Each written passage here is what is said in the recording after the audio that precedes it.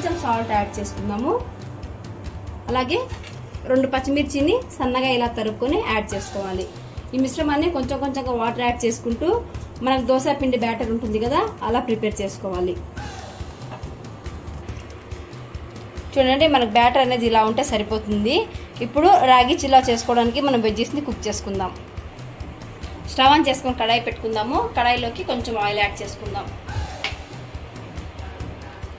Oil వేడెక్కింది. ఆయిల్లోకి సన్నగా కట్ చేసి పెట్టుకున్న క్యారెట్స్, అలాగే మీడియం సైజు ఒక ఆనియన్, సన్నగా కట్ చేసి పెట్టుకున్న క్యాబేజ్ వేసుకొని మెత్తబడేంత వరకు బాగా కుక్ చేసుకోవాలి. వెజ్జెస్ వేగాయి కదా, ఇందులోకి ఒక 1/2 స్పూన్ అల్లం పేస్ట్ వేసుకుందాము. పచ్చివాసన రాకుండా వేయించుకుందాం.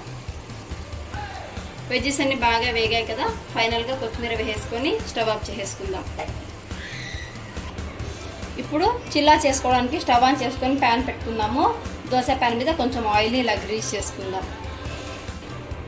ప్యాన్ వేడెక్కింది కదా, ఇప్పుడు ప్యాన్ పైకి రాగి అలాగే బేసన్ బ్యాటర్ని ఇలా పోర్ చేసుకుందాం. మిశ్రమాన్ని ఇలా స్ప్రెడ్ చేసుకున్నాం కదా, ఇప్పుడు దీనిపైకి మనం వెజ్జెస్ని కుక్ చేసి పెట్టుకున్నాం కదా, ఈ వెజ్జెస్ని యాడ్ చేసుకుందాం.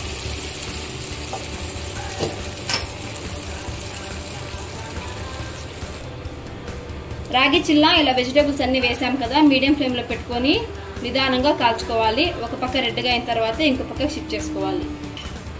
రాగి చిల్లా ఒక పక్క బాగా కాలింది, ఇంకో పక్కకు తిప్పుకొని కాల్చుకుందాం.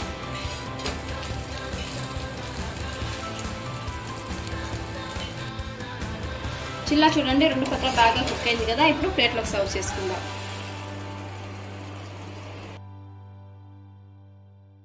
ఇప్పుడు కోడో మిల్లెట్ ఎలా కుక్ చేసుకోవాలో చూద్దాము. కోడో మిల్లెట్ రైస్ చేసుకోవడానికి ముందుగా 1 కప్ కోడో మిల్లెట్స్ ని 2 టైమ్స్ బాగా వాష్ చేసుకున్నాము. 1 కప్పు కోడో మిల్లెట్స్ కి 2 కప్స్ వాటర్ వేసుకుంటే సరిపోతుంది.